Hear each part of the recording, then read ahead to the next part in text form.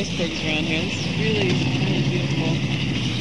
Big icebergs, nice size, passing through. High up on the ship, and you're looking down on the pack ice. There's a leopard seal over there. It's very easy to see the route through the maze, but when you're down at this level, you can't really see. It's just a whiteout. It's hard to imagine where you're going to go. Kimberly, Kim, the blue, look at this blue over here is incredible. What does that come from? Do you know? That's old ice. It's the same thing with if you press all the air out of the ice, it is reflecting to your eye more blues, and it's absorbing more reds. It's just incredible. Dense ice absorbs more reds, reflects more blues. White snow is reflecting all the colors, which is giving you that white color because there's so much air in fresh snow. It's just incredible. It is incredible, and it gets really deep blue. It's really deep. This is the deepest I've seen it. Incredible. All this ice is fresh water. Over time, this salt is bleached out. This black stuff, remember, is just frozen seawater, and it's just been frozen, and all the salt's gone. It's just solid, fresh ice. This big stuff came from all the glaciers around here. It's very old. It could be hundreds of years old, depending on how far it's traveled towards the shore as the glaciers move down the valley. So this could be several hundred-year-old ice. And the older it is, the bluer it's going to be. And we're having a snow storm sort of here. Not a storm, but a pretty nice little Look at the blue fall. Straight down below The blue is incredible. We're looking down underwater. The blue is incredible. I'm going to stop taping and get a picture of this. We are moving along and backing up a little bit now. Kim is backing up again. We're in a Zodiac. It's got a flat bottom, of course, a wooden bottom. It's all rubber, not rubber, but a type of rubber. There are pontoons along the side going up to the front. We go to a point in the front and the back. In the back, plankton. Sharpened pencils. And see, there's a rock right in there. See, there's a rock right in that. That is from somewhere inland. As it's dragging itself down the valley, it's picking up rocks and debris and depositing them out here. So some of these rocks in this bay could be from miles and miles inland. But the more intense sun you get throughout the summer, you know, in December 21st during the solstice, you get almost 24 hours daylight down here. You know, that's something else. That's a huge glacial iceberg. And we don't get too near those in the Zodiac because that is an unstable feature. As you can just see, it's got devil horns. It wants to crack, and you can hear them crack, and they come crashing down. Now, some of them will implode like buildings and just come... And they send out this intense wave. That ice, the way it's cracking and sort of tearing, like peeling off the side of the mountain there. Like scarred. There are scars along the wall of the mountain. Miles and miles of snow and ice. And the expression, water, water everywhere, not a drop to spare, we know that's not true here because this water is converted into water that we drink on board. We're in neutral right now, and everybody's taking pictures. Almost like a National Geographic layout, is one of the remarks just heard. Right now, looking straight up at the folks going up the mountain. Now, we're not going to be sinking knee-deep into this snow and ice. It's a solid ice. We're going to Wally's cabin, which we can see. It really, as we were coming into this area, the only thing we saw besides the ice and snow was the cabin, the hut. 7 all the time are all that will be allowed in the hut. Only 7, and the way Wally describes it is there were 7 gentlemen sharing the hut. Which I really recommend. The view from up there is spectacular. Looking down on all the pack ice and the ship in the ice, it's really nice. And it's not really hard walking. It's nothing like yesterday. It's packed, firm, terra firma ice. That's good to know. Again, we're looking at this ship. The sun is not out yet. I mean, it's still it's misty. The fog is lifted. We don't have a fog, but it's a... Mountains, the range, the peninsula range where Wally mapped all of that. He came from way, way up there, and then he came down... Talking about Wally Herbert? By dog. Imagine going over this in dog sleds. The cracks, look how the snow bridges are. There's all these cracks, but the snow lightly covers them, so if for some reason your dog slips into a crevasse, down it goes. There's no getting it out. Goodbye, doggy. What? Goodbye, doggy. Yeah. Yeah. Okay. Wally was speaking about when times are tough, and you know, when he was sledging, they're called sledges. They'd have as much as 1,600 pounds in weight, and he'd be pushing these sledges along with all these dogs, and dogs were used occasionally to feed the dogs. They would have to kill a dog, survival being what it is in the in this inhospitable territory. You would kill a dog to feed dogs. Again, we're in the South Atlantic, and in a few moments we will be stepping foot for the first time on the continent of Antarctica, the bottom of the world, the last continent. Here we go, moving along. We've cranked it up a bit. Just noticing one of the Zodiacs passing by an iceberg, going right to left, and they dwarfed. You see the red parkas out there, and I guess about 10 people, and the pilot is standing, and another one is just disappearing behind the iceberg, going right behind it, heading right to the right side, and the Zodiac is dwarfed. Again, there's the various sizes of icebergs, the vast and giant and growlers and bergy bits and teeny weenies and pack ice and on and on. So I don't know where this would stand. It isn't large, but it's certainly large enough. They can't really get out in the winter because of the ice. The pack ice becomes what's called fast ice, where it's stuck to the land and it's very dense and thick.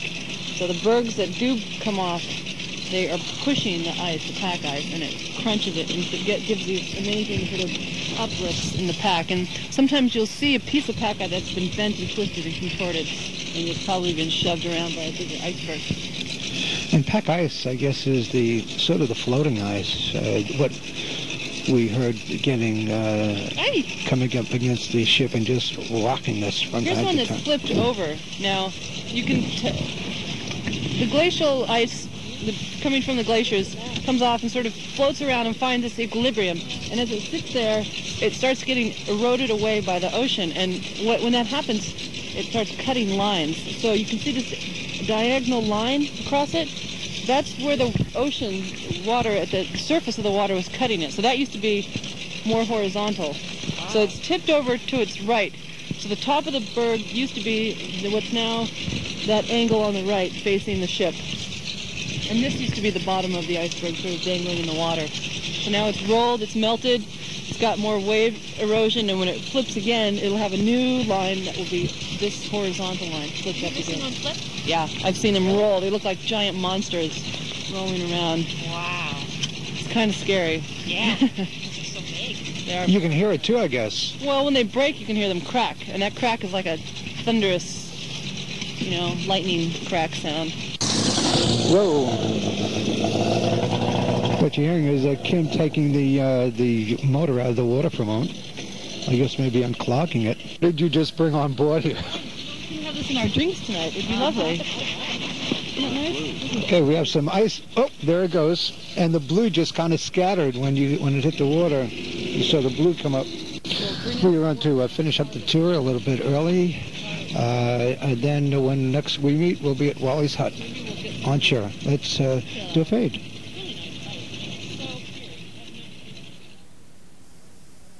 We have arrived at the hut now, Wally's hut, and I don't think this thing, it's probably around 25, maybe 20 feet high, 25 feet high, 22. It's maybe lengthwise, widthwise, probably 20 by 20, not much more than that. 7 men spent many quiet hours in this hut. No radio, no communication, just mapping and dreaming. Many dreams were right here. We're about to enter Wally's hut right now. Remember, we're only 7 at a time. Elsa's just walking in. She's the 7th. We met her on the first Zodiac trip. We are inside the hut right now. Really quickly, we're looking at some magazines. Woman is the name of one. It pictures the other, February 4th, 1956. And then snapshots. And not snapshots. There's a bottle of Cointreau empty. And photographs from magazines. an old oil burner, I guess. The motor, a John Bull magazine. There's an aroma. The bunk beds, the boxes, everything, I guess, the paint box, everything as is. Nothing's been touched. And this is what we're looking at, a couple of windows, very small. And then London County Council Venereal Diseases, free advisement and treatment. And we're going to get Wally's towel hanging. There's the soap. There's a little, I don't even see a bathroom here. So it looks like a little kitchen, but nothing. There is certainly no the modern amenities here. And Wally's going to give an average. 7 of us here, and 2 of us had to sleep on the floor. There wasn't space for us all in the bunks. And after a couple of days of that, I decided that was no good, so I moved outside in a tent. And 2 of us slept outside in a tent. So it gave a bit more space in the hut. And you know, it was warm and cozy and friendly, and it's wonderful to be here after having sort of travelled along the plateau and meeting up with some new people that we hadn't seen before. You know? So we had a wonderful time, but we didn't have any food. That was the problem. So we had to go out to hunt. And we made a little sort of boat out of 2 sledges and some oil drums, and paddle it with shovels out to sea to kill seals and penguins. We had about 24 dogs at that time, so they needed a lot of food.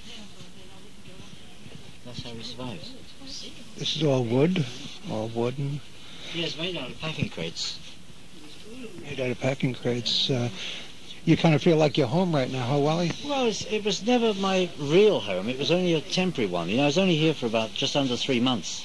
But nevertheless, I mean, the memories are so special that it's a magic place to be. You're all smiles. And our marks are all over it, you know. Yeah, everything is as it was, I guess. All the magazines are dating from 1957, 56, 58, and that sort of period. And there are various marks on the walls, you know, which we made to... Even the marks of the men, the heights, you see, up here, the 3 heights. You know, just like when kids stand back against the wall and measure their heights, yeah. But they wouldn't let us put our heights here because they said we didn't qualify because we hadn't been here long enough. I'm looking at a sign, Hope Bay, on the bunk. The bunk, I guess, was made out of the sledge. Hope Bay sledge. December 57. December 57. So that's by the sledge. There were some men already here, is that right? Yeah, the 3 men. 3. And Right. how long had they been here? They've been here for 9 months. And they built this one. They built it, yeah. And then they came up to the plateau to show us the way down, to find a way and then show us the way down. And so by the time we got back down here, we didn't have any food left. How did they know you were coming? I mean, Oh, this was all arranged 2 years in advance. Yeah, but I mean, what day you were going to arrive or anything? We had no just idea. Had There's just no had to way of working that one out. We just took a chance on it. We didn't have a radio. We had no radio contact with each other. And we travelled all the way from Hope Bay, which is a very long way, and just met up with them by chance, really. They just happened to come up on the plateau enough. Well, they had to find a way for us to get down. If they couldn't do that, then we had to go all the way back to Hope Bay. And unfortunately, they found a way, and they left a cairn on the summit there telling us how to get down. Yeah. All right. That story. I like the Huntly Palmer's biscuits. Yes, you'll find lots of sort of things around that are from that period of history, you know. And when you folks walked out, this is the way it was left. Just about. I mean, you see, here's one of these bars of soap I was telling you about, which has never been used, you see. All right, Lux. Lux. Okay, we're going to step outside now. Right now we are looking at a sign over here, sort of a designation. It says Poodle Point is an unoccupied British research station and now serves as an emergency refuge only, so it's still standing. Please do not enter except in an emergency. If you enter the station, you do so at your own risk. And on the understanding that neither the British Antarctic Survey nor the UK authorities will be liable for any personal injury or damage to property that you may sustain. Leave the station safely closed when you depart. Inform the British Antarctic Survey of your visit. And it's signed the Director of British Antarctic Survey, High Cross, Mattingley Road, Cambridge, the UK. Wally, this is a small space. There are 7 men here.